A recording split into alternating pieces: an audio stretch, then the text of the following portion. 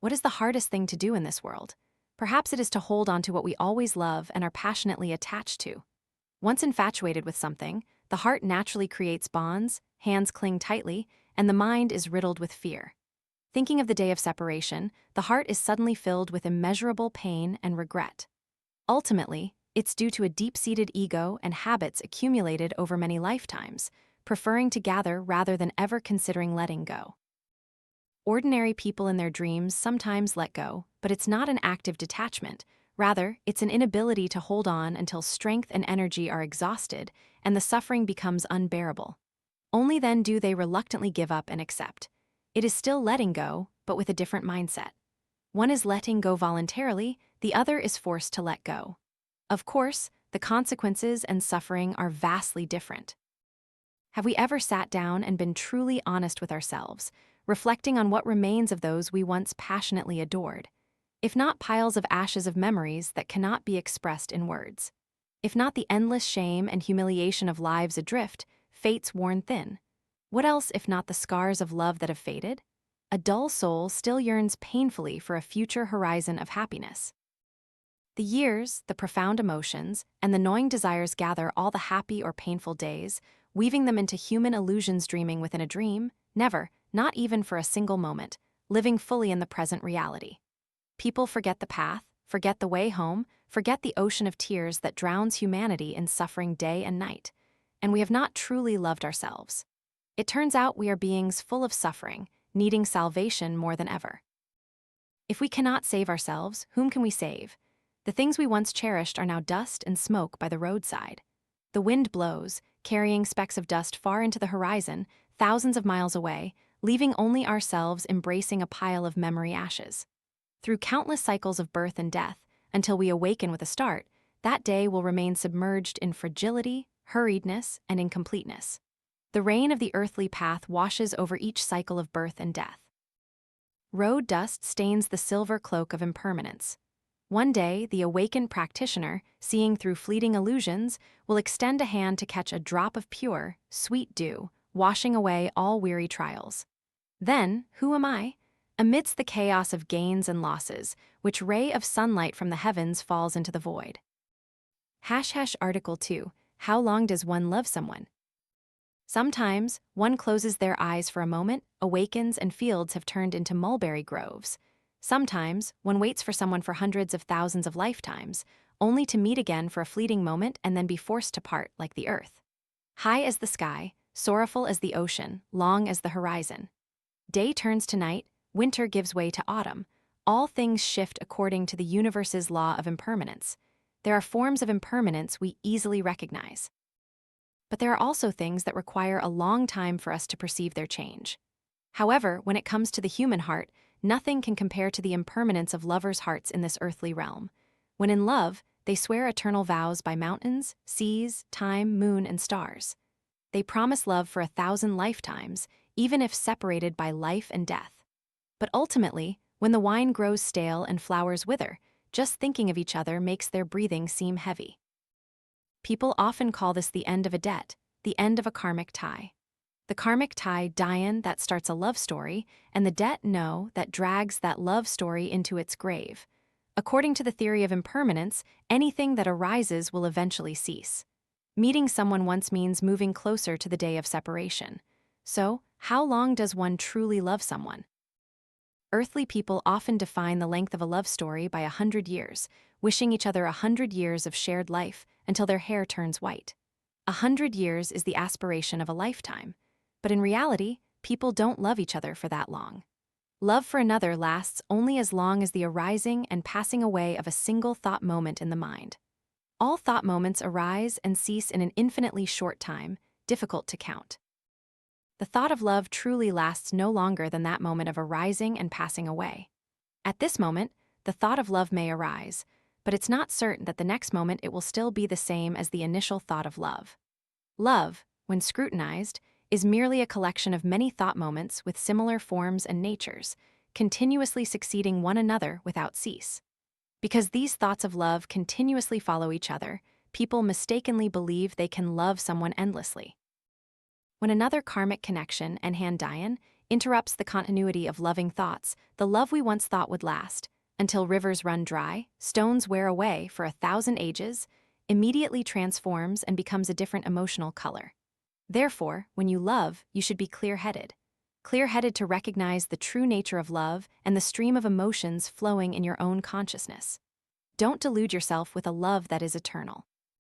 No one can dedicate their love forever to someone, and don't dream that someone can offer their love forever to you. Love someone moment by moment.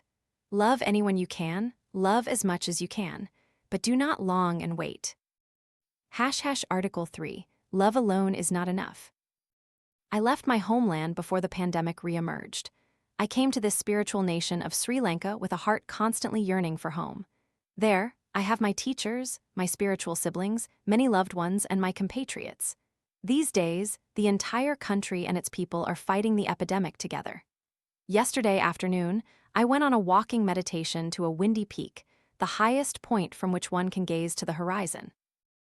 The mountains and forests, still green and undulating, surround this spiritual land like solemn Dharma protectors, guarding its peace day and night.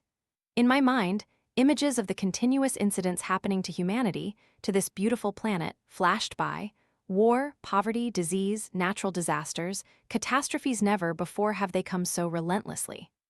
I sat still, closed my eyes, and began to contemplate. I realized that the root cause of these natural disasters and calamities originates deeply within our own consciousness. They exist within me and within every resident on this planet Earth. We have not lived fully with each other. We have not known how to be grateful and treat Mother Nature well, who always nurtures and protects us. Our greed, hatred, and delusion every moment surge in our consciousness, crushing the noble and virtuous thoughts of each person, leading us in our ignorance to create one mistake after another. We have chosen to live this kind of life, and now we have the responsibility to face the choices we have made. It is time for us to honestly look at ourselves and ask if we have lived too cruelly, cruel to ourselves, cruel to each other, and cruel to all beings. Modern life develops ceaselessly. We have everything, but we lack the compassion and conscience of an awakened and kind person. Do not wait until you are immersed in the depths of suffering to awaken. This world is vast beyond measure. One Buddha is not enough for all. We need more awakened people, successive generations of saints from ancient times connected to the present and future generations of this life. This planet needs hands that act to build and protect with mindfulness and love.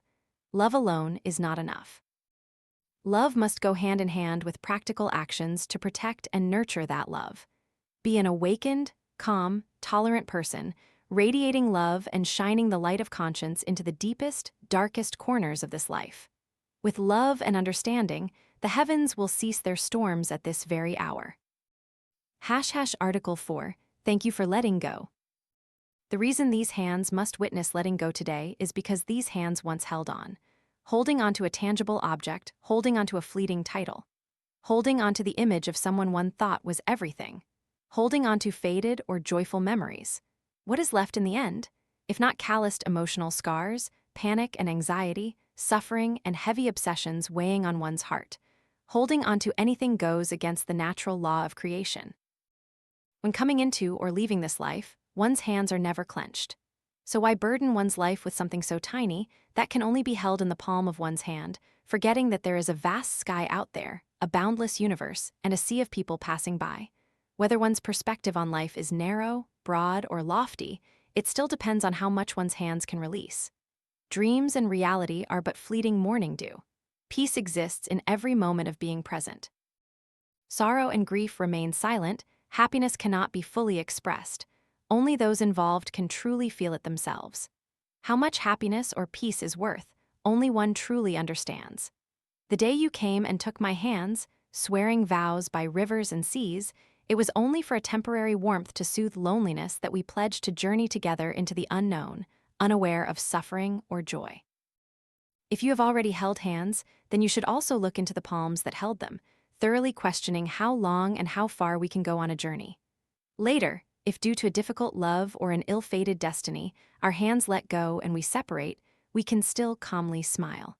Coming together and parting, meeting and dissolving are all due to karmic debts of love. Hasn't this karma been accumulated over countless lifetimes? We can journey together for a segment of life and death. We cannot, out of the grace and affinity of this life's reunion, simply forgive and wish blessings upon each other. Though sometimes my eyes were worn thin, tears moistening my cheeks, love was never complete. Thank you for the sufferings and even the happiness that helped me shorten another segment of the cycle of rebirth. The path to ultimate truth is a step closer. When you let go, my path also becomes vast and boundless. The peace in these years isn't in anyone else's hands. I am the master of my own life. To hold or to let go is my decision. Thank you for choosing to let go that year. Article 5, Peace in this moment here. More than once I have questioned myself. Is waiting still happiness when the body is here but the mind yearns for some distant place?